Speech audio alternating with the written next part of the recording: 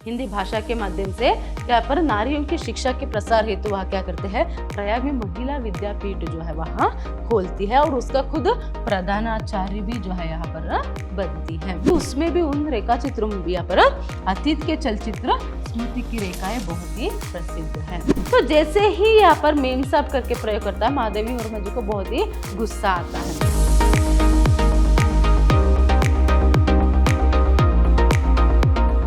नमस्कार, मैं हूँ हर्षिता, हिंदी लेक्चरर विद्याश्रम कॉलेज मैसूर। आज हम मैसूर यूनिवर्सिटी के फर्स्ट सेमेस्टर बीसीए के हिंदी पाठ्यक्रम से चीनी फेरी वाला जो पाठ है उसे देखेंगे। पाठ को देखने से पहले हम हमेशा की तरह जो लेखिका परिचय है वह देखेंगे। देखिए, प्रस्तुत निबंध के लेखिका है महादेवी वर्मा जी। महादेवी वर्मा जी का जन्म 1907 में उत्तर प्रदेश फारुखाबाद में हुआ था। पिता श्री गोविंद प्रसाद वर्मा भागलपुर बिहार में प्रधानाध्यापक थे। माता श्रीमती हेमारानी देवी भी शिक्षा प्रेमी थी। 1912 में उनकी प्रारंभिक शिक्षा इंदौर से शुरू हुई। छठी कक्षा तक पढ़ाई पूरी होने तक 9-10 वर्ष की उम्र में ही उनकी शादी हो गई। देखिए यहाँ पर अभी इनका जो जन्म है 1907 में उत्तर प्रदेश के फारुखाबाद में हुआ। पिताजी श्री गोविंद प्रसाद सिंह वर्मा जो है यहाँ पर प्रधान अध्यापक थे। माँ हेमारानी देवी का भी शिक्षा पर जो है बहुत ही प्रेम था। तो ऐसे में 1912 में जो है इनकी प्रारंभिक शिक्षा सभी इंदौर में ही जो है शुरू होती है। तो यहाँ पर और एक बात जो है, ये छठी कक्षा तक क्या है पढ़ाई पूरी होने तक, मतलब उनकी सिर्फ 9 वर्ष की उम्र में ही उनकी शादी जो है यहाँ पर हो गई। तो वहां पर शादी होने के बाद जो है थोड़ी समय के लिए उनकी पढ़ाई रुक गई थी। बाद में फिर से वो अपनी शिक्षा है वहां प्रारंभ करती है। क्रासविट कॉलेज में प्रयाग से उनकी शिक्षा जो है यहाँ पर फिर से आरंभ होती है। 1921 में जो है मिडिल परीक्षा में पूरे प्रांतों में वह प्रथम आती है। फिर प्रथम श्रेणी प्राप्त करने के बाद इसी वर्ष में उनकी भेंट महात्मा गांधी से भी होती है। तो 1925 में एंट्रेंस परीक्षा प्रथम श्रेणी में उत्तीर्ण किया। राजकीय छात्रवृत्ति प्राप्त हुई। 1927 में इंटरमीडिएट की परीक्षा उत्तीर्ण किया और इसी वर्ष लेखन कार्य आरंभ किया। सन 1929 में इलाहाबाद विश्वविद्यालय में बीए की परीक्षा उत्तीर्ण की। देखिए पर आप देख सकते हैं 1925 में जो है एंट्रेंस परीक्षा जो है उसे बहुत ही क्या है प्रथम श्रेणी में वह उत्तीर्ण करती है। फिर उसके बाद 1927 में यहाँ पर इंटरमीडिएट की जो परीक्षा है वह उत्तीर्ण करते हैं। फिर उसके बाद 1929 में इलाहाबाद विश्वविद्यालय से जो है बीए की परीक्षा जो है वह भी उत्तीर्ण करती है। तो जीवन की सच्ची वास्तविकता ने मन में इस तरह नीरस भाव पैदा किया कि महादेवी वर्मा ने बौद्ध भिक्षुणी बनने का निर्णय कर लिया। परंतु महात्मा गांधी के समझाने और समाज सेवा की प्रेरणा प्राप्त कर बौद्ध भिक्षुणी बनने का विचार त्याग दिया। 1933 में इलाहाबाद विश्वविद्यालय प्रयाग से संस्कृत विषय में एमए किया। देखिए अभी क्या है यहाँ पर बीए तो वहाँ कर लेते, मगर तब तक जो है उनके जीवन में बहुत सारी जो अनुभव जो उनको हुआ था उनके निजी जीवन में, उससे वो क्या करते हैं यहाँ पर बौद्ध भिक्षुणी बनने के बारे में वहाँ सोचते हैं। मगर बाद में जब गांधी जी के साथ उनकी भेंट जो है होती है, जब वो उनके समझाने बुझाने पर वो क्या करते हैं यहाँ पर समाज सेवा करने के लिए जो है क्या करते हैं बौद्ध भिक्षुणी वहाँ नहीं बनती है। फिर उसके साथ यहाँ पर देखिए 1933 में इलाहाबाद विश्वविद्यालय में जो है यहाँ पर एमए भी जो है वहाँ करते हैं। उच्च शिक्षा के लिए विदेश यात्रा स्थगित कर हिंदी के माध्यम से नारी शिक्षा प्रसार हेतु प्रयाग महिला विद्यापीठ की स्थापना कर स्वयं प्रधानाचार्य का पद संभाला। देखिए पर इसके बाद क्या करते हैं पर उच्च शिक्षा के लिए विदेश यात्रा स्थगित कर देते, मतलब उच्च और भी शिक्षा करने की जो है इससे ज्यादा भी और कुछ एजुकेशन जो है पाने के लिए उनका मन करता विदेश यात्रा भी करना वह चाहती है, मगर बाद में उसको वहीं पर रोक कर जो है वह क्या करते हैं एक हिंदी के माध्यम से नारी शिक्षा और प्रसार करने के लिए हिंदी भाषा के माध्यम से क्या पर नारियों की शिक्षा के प्रसार हेतु वह क्या करते हैं प्रयाग में महिला विद्यापीठ जो है वहां खोलती है और उसका खुद प्रधानाचार्य भी जो है यहाँ पर बनती है। तो इसी वर्ष चांद मासिका पत्रिका अवैतनिक संपादन प्रारंभ किए। सन 1933 में गुरु रविंद्रनाथ टैगोर से उनकी भेंट हुई। मीरा को महादेवी वर्मा कई अर्थों में अपना आदर्श मानती थी। उन्होंने मीरा जयंती का बहुत ही भव्य आयोजन किया था। रामगढ़ नैनीताल में राम मंदिर का निर्माण कराया। देखिए एक तो यहाँ पर क्या करता है गांधी जी से उनका भेंट होता है और रविंद्रनाथ टैगोर जैसे भी जो है उनका भेंट उनका परिचय सभी होता है।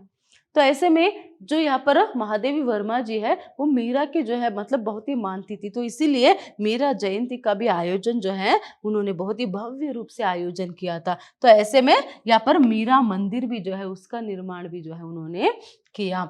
तो महादेवी वर्मा का अपने समकालीनों में बहुत ही गरिमामय स्थान था। उन्होंने साहित्य के अतिरिक्त अपने व्यक्तित्व के द्वारा इस गरिमा को अर्जित किया था। सन 1944 में उन्होंने प्रयाग में साहित्यकार संसद की स्थापना की, जिसका ऐतिहासिक महत्व था।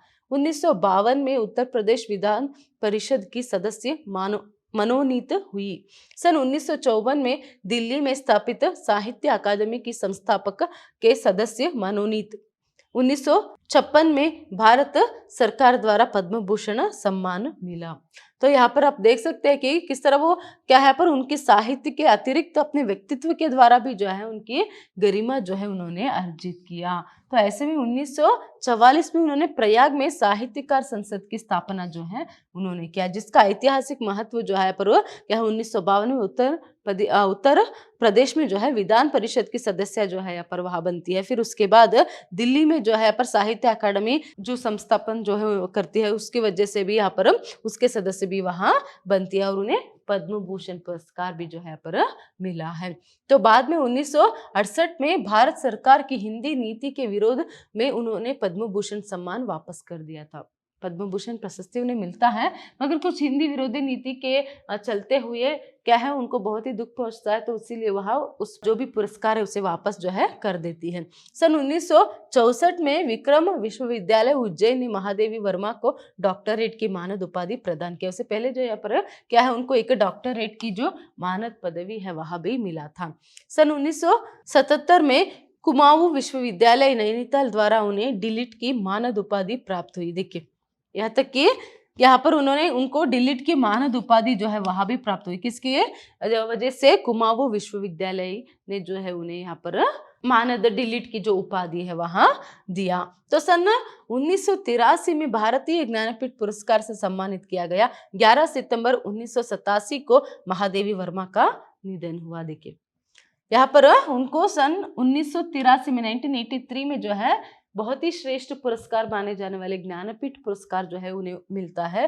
फिर 11 सितंबर 1987 को जो है उनकी मृत्यु होती है।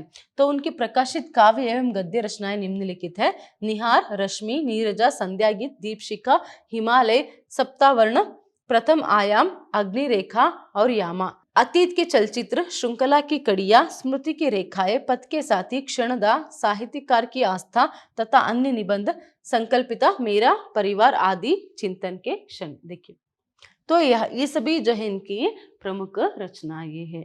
देखिए महादेवी वर्मा जी ज्यादातर कवियत्री के नाम से ही जो है मशहूर है, मगर इसके साथ साथ उनकी बहुत सारी रेखा चित्र भी जो है यहाँ पर प्रसिद्ध है। एक कवयित्री के रूप में महादेवी वर्मा की जो प्रसिद्धि है, एक चित्रकार, गद्यकार और उससे चीनी फेरी वाला भी ऊपर एक सहृदय मनुष्य के रूप में उनकी प्रसिद्ध कमतर नहीं है। देखिए पर अभी अगर प्रस्तुत उनकी जो रचना है चीनी फेरी वाला जो आपके पाठ्य पुस्तक में दिया गया है तो उसके बारे में बताना है, तो एक कवयित्री के रूप में तो वो बहुत ही प्रसिद्ध है ही, तो ऐसे में एक चित्रकार के रूप में, एक गद्यकार के रूप में जो है वहाँ और भी प्रसिद्ध है। तो चीनी फेरी वाला भी जो है मतलब उसके ऊपर भी जो है उनकी प्रसिद्धि और जो है बढ़ गई है।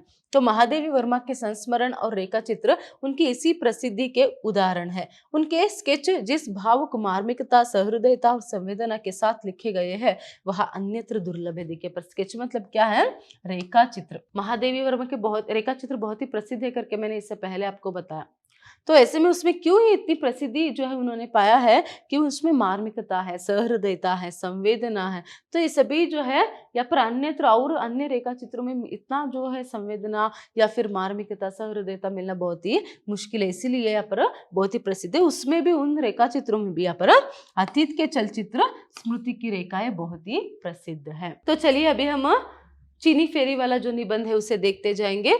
मुझे चीनियों में पहचान कर स्मरण रखने योग्य विभिन्नता कम मिलती है। कुछ समतल मुख एक ही सांचे में ढले से जान पड़ते हैं और उनकी एक रास्ता दूर करने वाली वस्त्र पर पड़ी हुई सिकुड़न जैसे नाक की घटन में भी विशेष अंतर नहीं दिखाई देता। कुछ तिरछी, अधखुली और विरल भूरी बरौनिया वाली आंखों की तरह रेखाकृति दिखाकर भ्रांति होती है कि वे सब एक नाप के अनुसार किसी तेज धार से चीर कर बनाई गई है।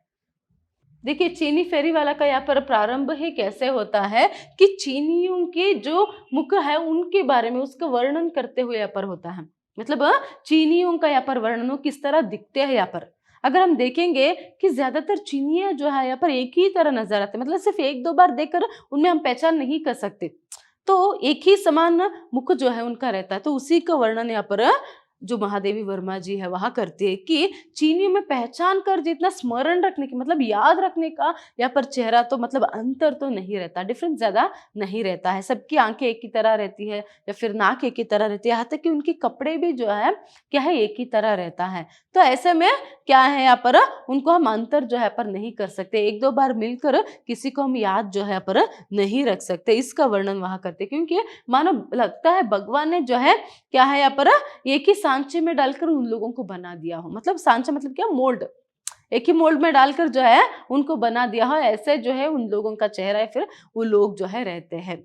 इसीलिए वो क्या है पहचान रखना उनको मुश्किल है करके यहाँ पर चीनी उनकी जो यहाँ पर मुख या फिर जो है उनकी बनावट को लेकर यहाँ पर बात जो है करती है। पर आज मुखों के एक रूप समष्टि में मुझे एक मुख आर्द्र नीलिमामयी आंखों के साथ स्मरण आता है कि जिसकी मौन भंगिमा कहती है, हम कॉर्बन की कॉपियां नहीं है, हमारी भी एक कथा है। यदि जीवन की वर्णमाला के संबंध में तुम्हारी आंखें निरक्षर नहीं तो तुम पढ़कर देखो ना। देखिए अभी यहाँ पर क्या कह रही है कि आज क्या है मुख में क्या है एक रूपता है ना, चीनियों के मुख में। इससे पहले उन्होंने वही कहा था, मगर उसमें भी जो है यहाँ पर एक मुख ने जो है एक आर्द्र एक नीलिमामय क्या है पर मतलब एक मुख एक व्यक्ति से जो है एक व्यक्ति के मुख को देखकर मुझे लगा कि मानो वो यहाँ पर कह रहा है कि हम कॉर्बन की कॉपियां नहीं है, क्योंकि यहाँ पर उन्होंने कहा था ना कि एक ही तरह दिखते करके, तो हम कार्बन की कॉपियां नहीं है, हमारी भी एक कथा होती है, हमारी भी एक जीवन जो है होता है।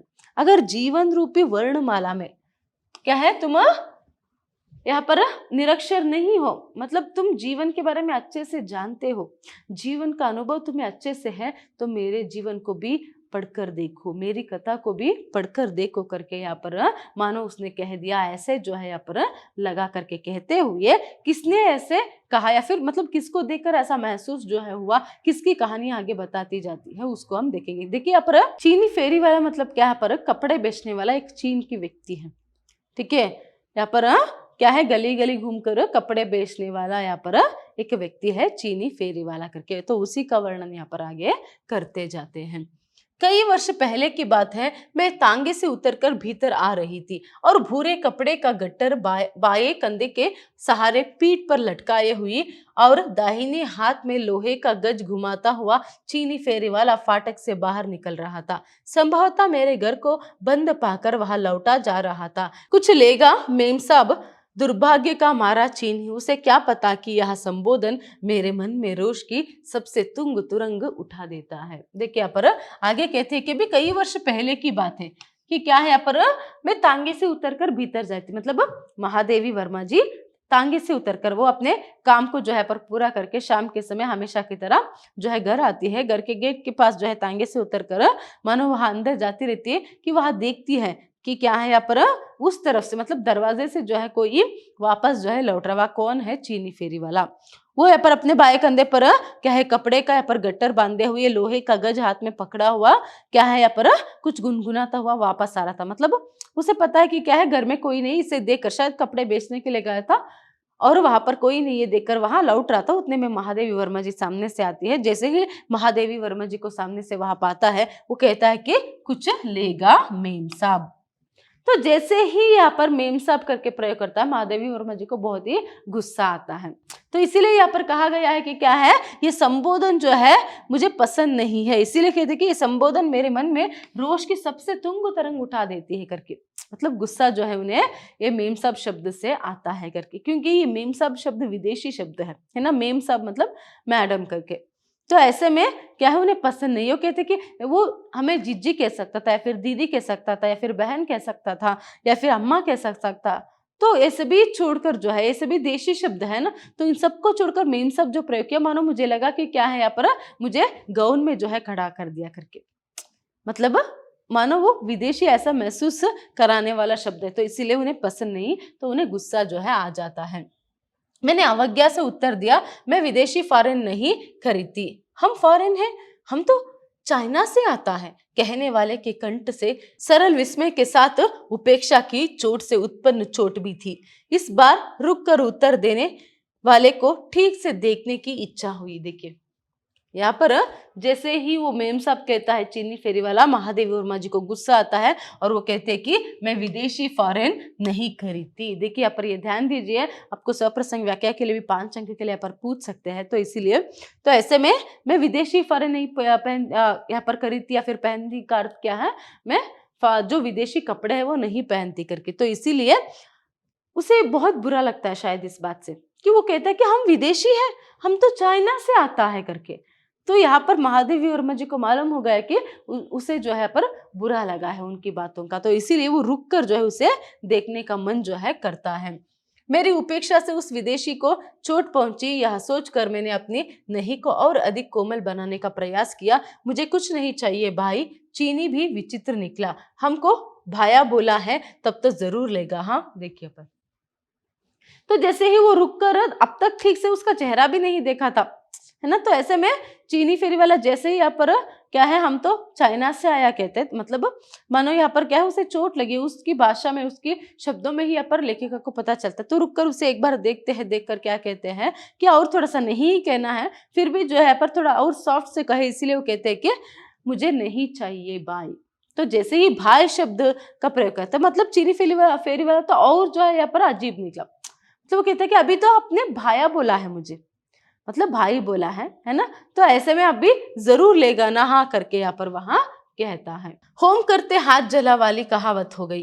विवश कहना पड़ा, देखो तुम्हारे पास है क्या। चीनी बरामदे में कपड़े का गट्टर उतारता हुआ कह चला, बहुत अच्छा सिल्क लाता है सिस्टर, चाइना सिल्क क्रेप। बहुत कहने सुनने के उपरांत 2 मेजपोश खरीदना आवश्यक हो गया। सोचा चलो छुट्टी हुई। इतनी कम बिक्री होने के कारण चीनी अब कभी इस ओर आने की भूल ना करेगा। देखिए जैसे ही यहाँ पर चीनी फेरी वाला कहता है कि अब तो भाया बोला है, मतलब भाई बोला है, तब तो भाई के पास कुछ न खरीदना पड़ेगा, ऐसे जब वो पूछता कुछ तो आप जरूर लेंगे ना करके, तभी मजबूरन जो है महादेवी वर्मा जी जो है पर ठीक है क्या है तुम्हारे पास जरा देखो करके वहां बताती है, क्योंकि अब तक उसने मना करने की कोशिश की मगर वो नहीं मान रहा है, तो इसीलिए वो देखती है। इसलिए यहाँ पर महादेवी वर्मा जी कहते हैं कि होम करते हैं हाथ जलने वाले की बात जो है यहाँ पर मेरे साथ हुआ करके, तो इसीलिए वो गट्टर को नीचे रखकर क्या है खोल कर दिखाता है कि क्या है, बहुत अच्छा सिल्क लाता है सिस्टर, चाइना सिल्क क्रेप।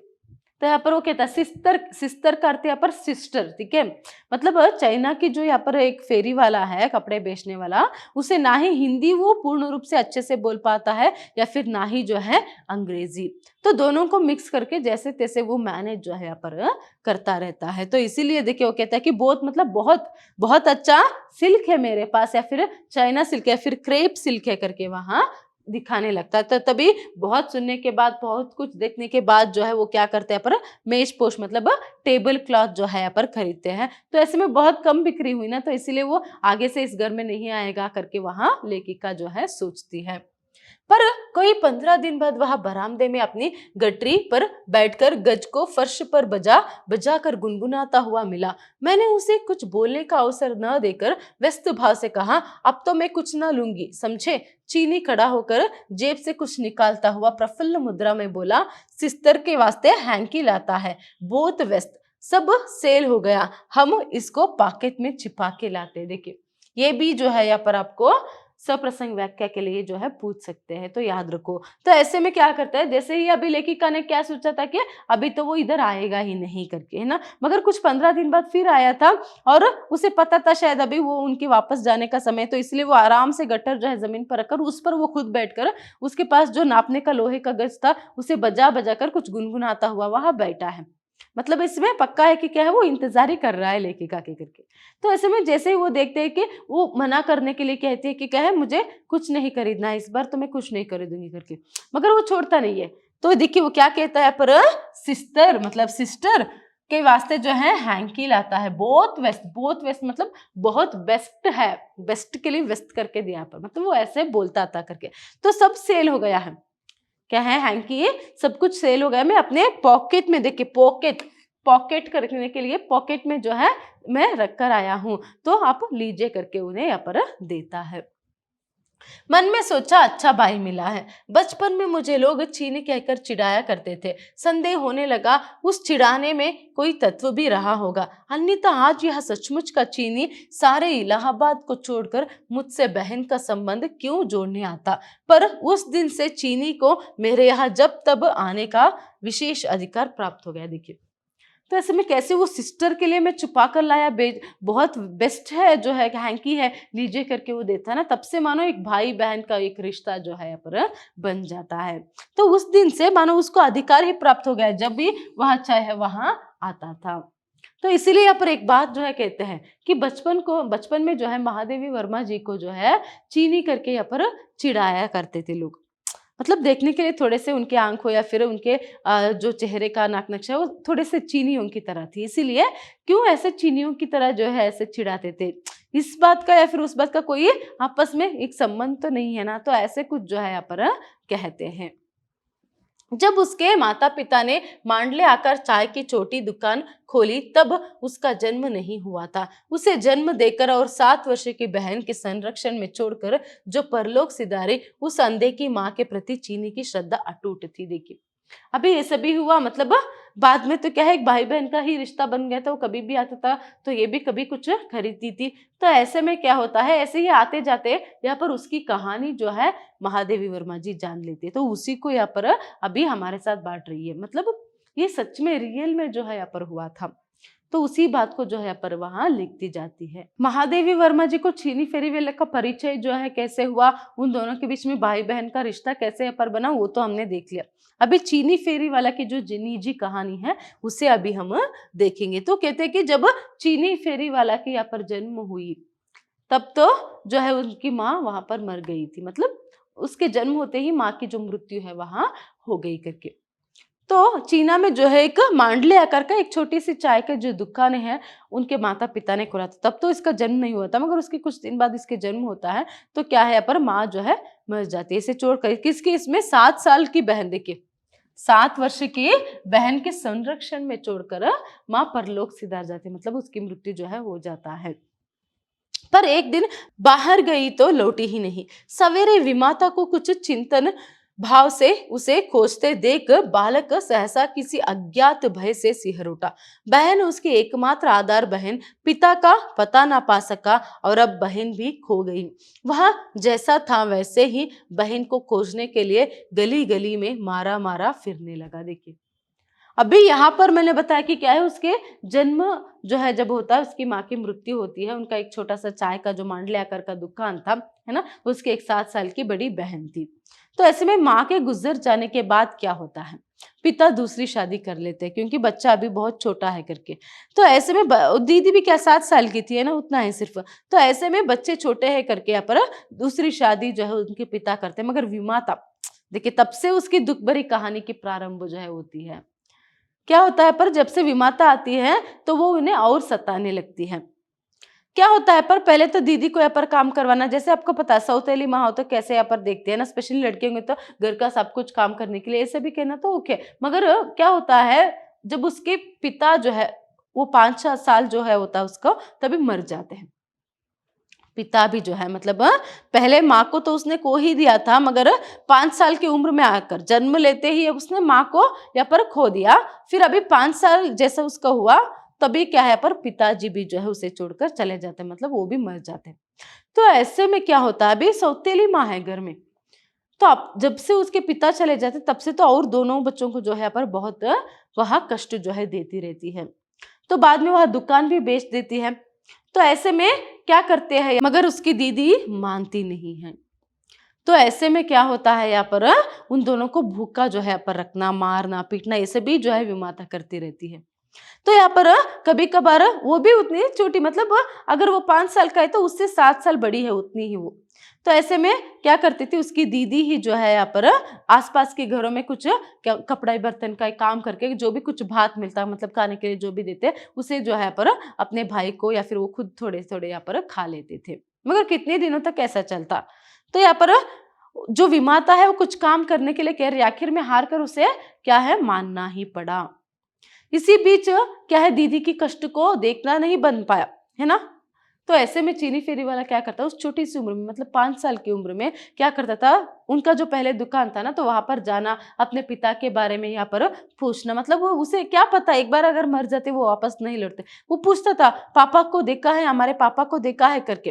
कुछ लोग तरस खा जाते थे, कुछ लोग डांटते, कुछ लोग धक्का मारकर मतलब उनके पास से हटा देते थे। तो एक दिन ऐसे ही क्या होता है यहाँ पर, एक व्यक्ति, एक ग्राहक जो है यहाँ पर, जो नए मालिक होते हैं चाय के दुकान के, उसे यहाँ पर कंप्लेंट करते हैं। तभी वो उसे धक्का मारकर, किसे यहाँ पर, चीनी फेरी वाला को, मतलब उस 5 साल के बच्चे को क्या वहां से धक्का मारकर जो है निकाल कर कहते हैं कि अभी आगे से तू इधर मत आना, आएगा तो तुम्हारी माँ को, मतलब सौतेली माँ जो रहती है ना, तो उसे कंप्लेंट कर दूंगा, उससे शिकायत करूंगा तुम्हारी करके।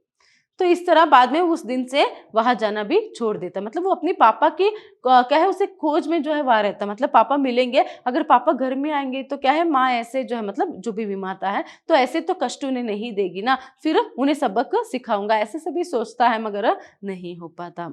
तो देखिए कितनी मासूम से एक उम्र में ही जो है, बचपन में ही जो है उसे कितना कष्ट यहाँ पर सहना पड़ता है। और एक आखिर में उसकी दीदी हार मानकर विमाता के जो भी यहाँ पर वो टॉर्चर देती थी उससे हार मानकर उसकी बात को मान लेती है।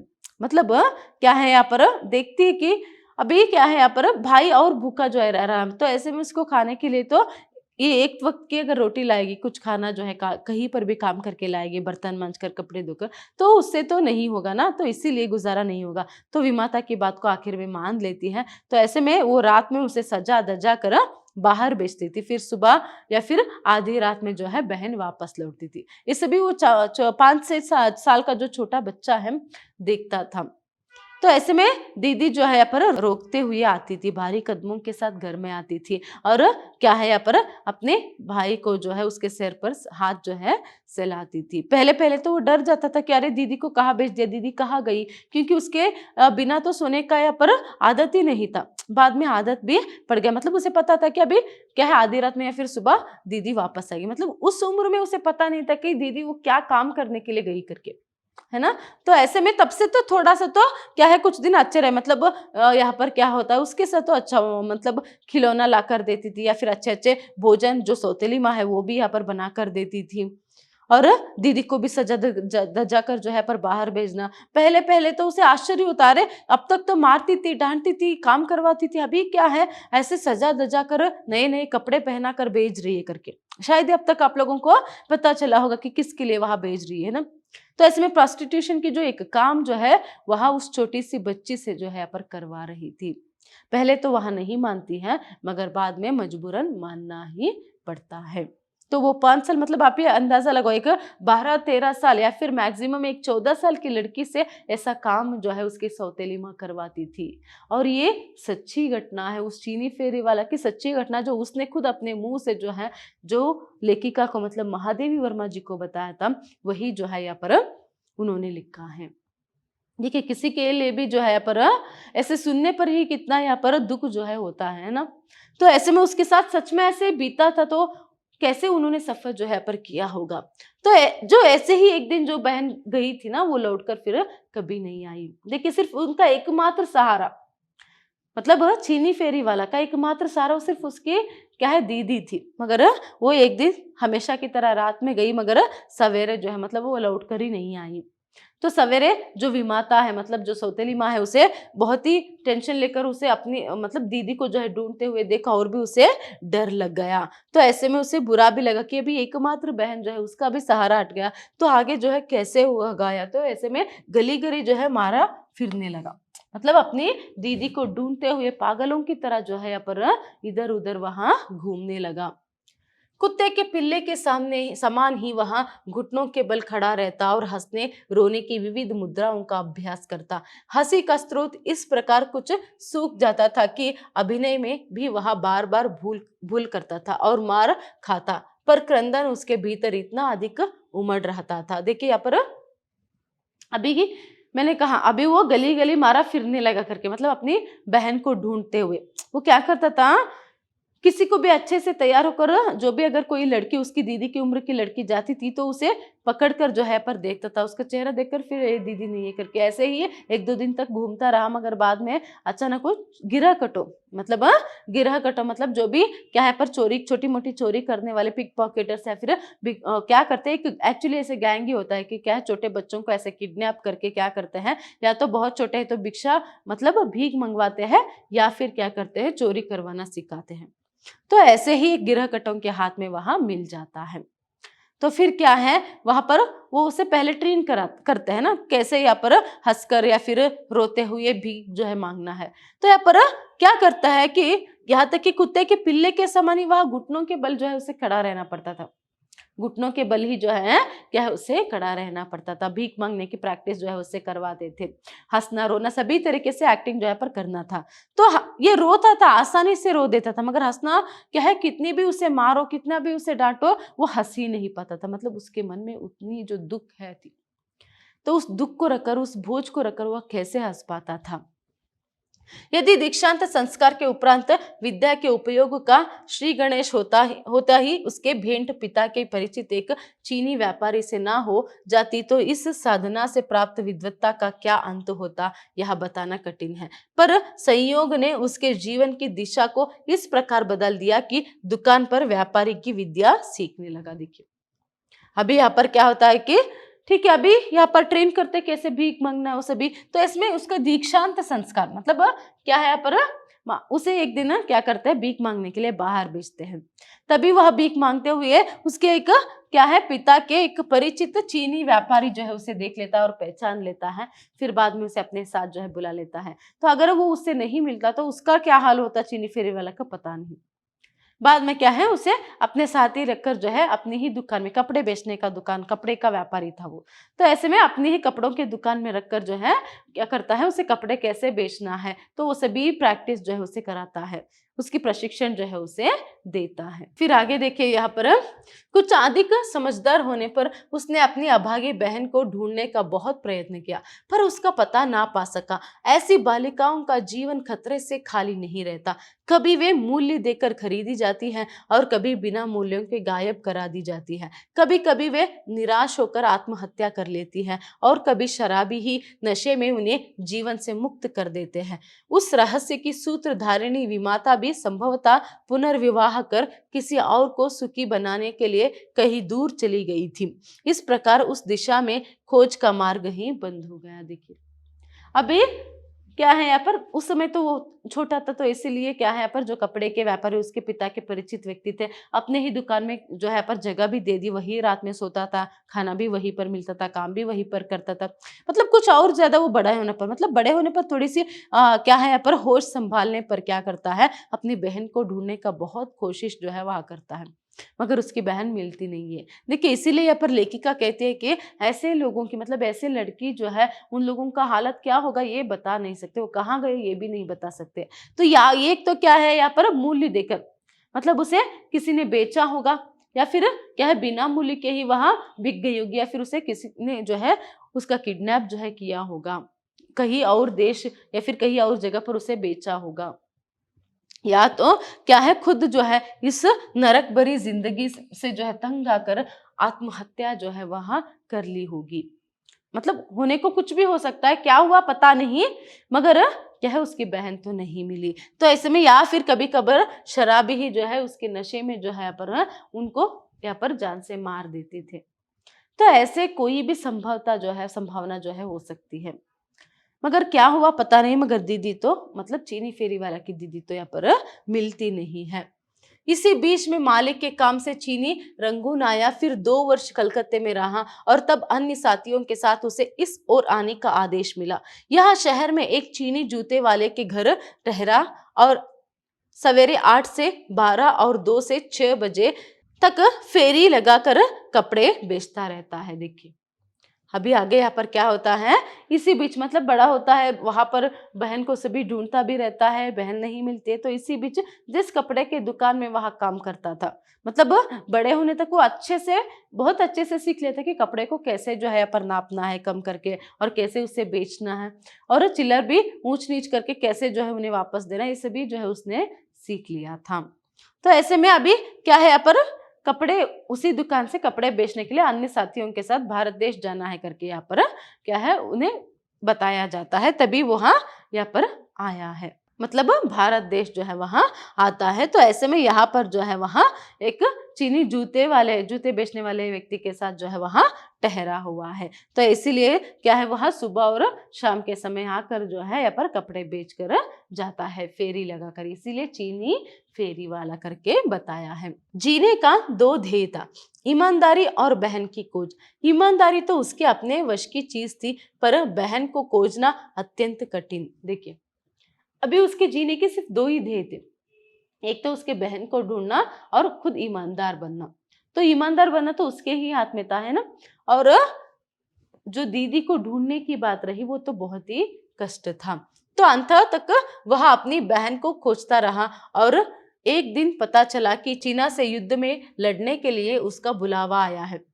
महादेवी वर्मा लिखती है, मैंने सोचने का अवकाश पाने के लिए प्रश्न किया, तुम्हारे तो कोई है ही नहीं, फिर बुलावा किसने भेजा। चीनी की आंखें विस्मय से भरकर पूरी खुल गई। हम कब बोला हमारा चाइना नहीं है, हम कब ऐसे बोला सिस्टर। इतने कठिन जीवन यापन और निराश्रित जीवन व्यवस्था में भी अपने देश के प्रति यह प्रेम सचमुच में हमारे लिए सीखने की चीज है।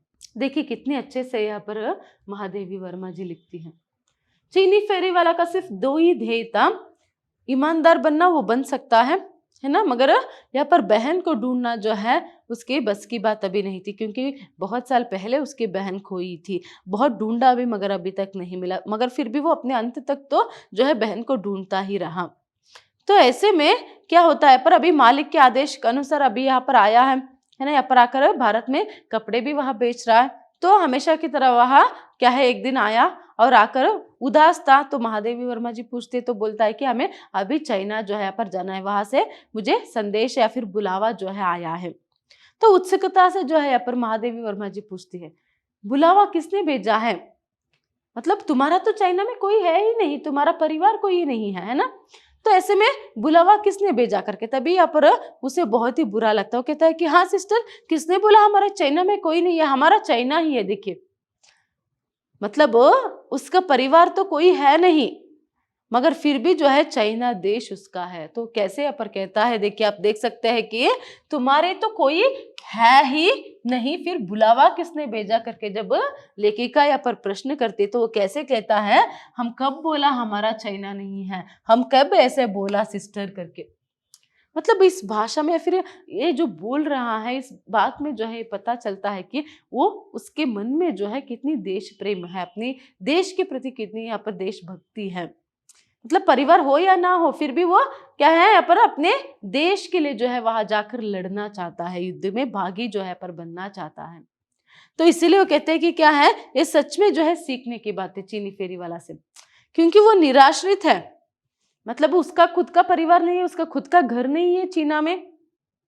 ये सब कुछ होने के बावजूद अगर वो युद्ध में लड़ने के लिए जाएगा, उसकी जान भी जा सकती है, तब भी सबके बावजूद भी बिना स्वार्थ के वो मेरा चाइना है, मेरा परिवार ही क्या है पर पूरा चाइना, मतलब मेरे देश के लिए मैं लड़ने के लिए जाऊंगा करके।